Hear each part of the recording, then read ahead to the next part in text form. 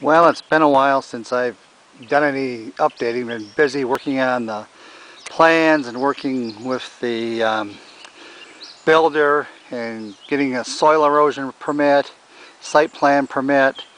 Now we're getting close to getting the building permit. But I'm going to update you a little bit on kind of a few random things today.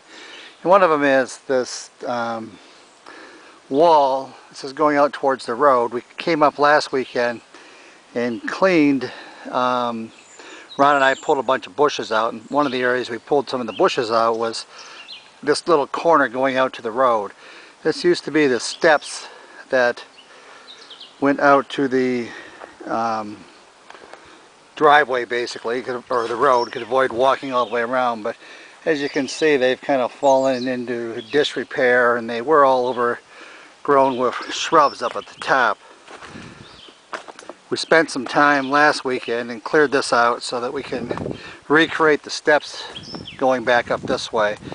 It's going to take a little bit of work, but that's a different project. The other thing that we did was, or I did have, is we had to clear out the road a little bit, because I don't know if you remember, I showed you a video of how muddy this was at one point.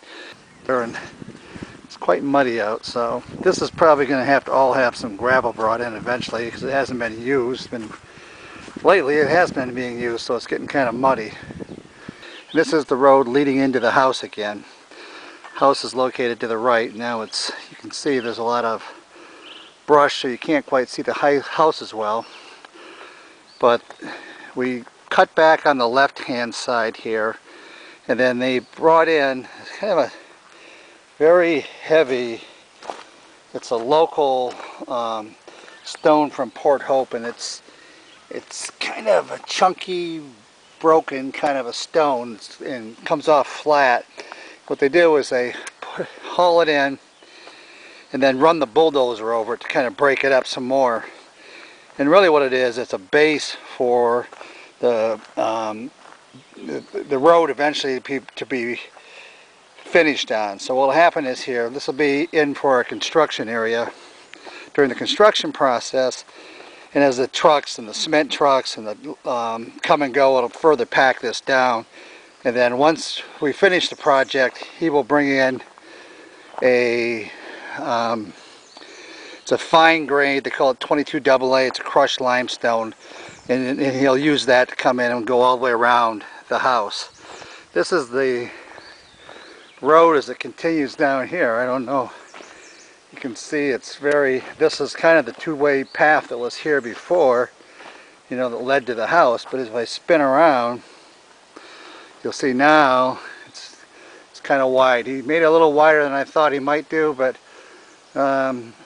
it'll grow back in. I can dump some topsoil on the sides and just plant some grass there. But he was concerned they weren't going to be able to get in there. The trucks and the trusses the trusses come in are fairly big, and so it'll be fine.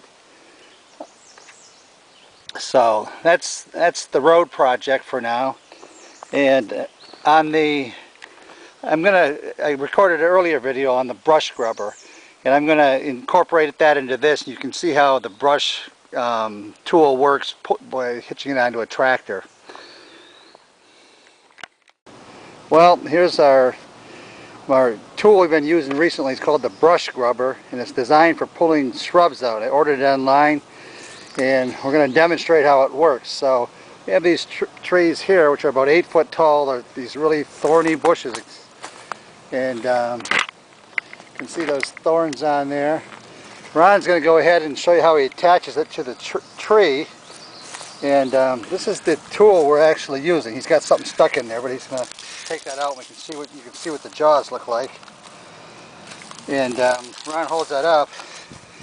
You can see it's got these really gripper teeth on this. It's a spring loaded, so Ron's going to go ahead and hitch that onto that tree, and we'll secure that there. Ron's going to stand back and take a photo of this while I try and pull the thing out. It's kind of important you don't stand on the downside towards the truck, because when you pull that sucker, it comes down and whips you with those thorns and kind of tears you up. There she goes. She just pulls it right off. Sometimes you'll get right onto it and you'll pull the roots right off. And you'll get something like that. Big old root. And they grow, that one there, they grow about 3 foot, 4 foot. They run from one to another. They get pretty ugly. I met a guy out here today from the local, one of the local tree companies to give me a price on taking out these ash trees. If you can see, these trees are dead, and the ash borer came through 5 or 6 years ago and killed a number of these trees. And I've got 7 of them on the property that need to be removed. This is a rather large one here.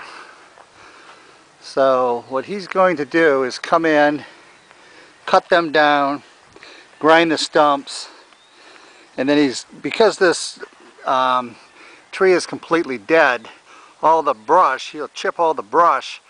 So I'm going to have him leave that behind, and I can use that wherever for some landscaping.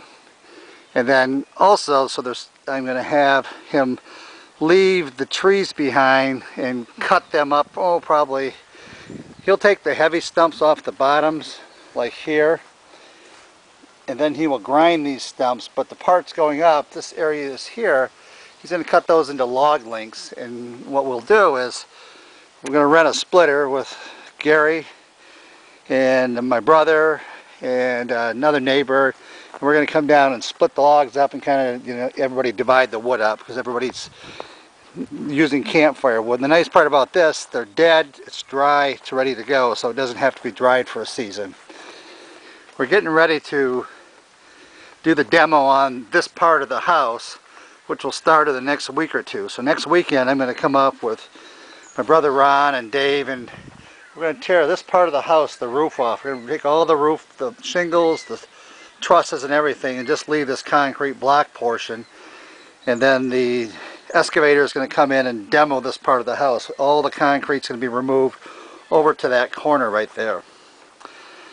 This door wall I just worked on a little bit today. I'm going to try and salvage this because it's an 8-foot wide Anderson door wall, but this is a good place to save $1,600 or so. And likewise on the roof. The roof shouldn't be too bad. It's got a couple layers of shingles on it. It's a relatively low pitch. I'm going to have a dumpster dropped on the other side, and next weekend we're going to be busy. So other than that, I think that's about it. It's very quiet up here on weekends. The neighbor said that she said, oh, it's very quiet, and it was that way in the spring because I was coming up here for probably a month and a half before Memorial Day. But then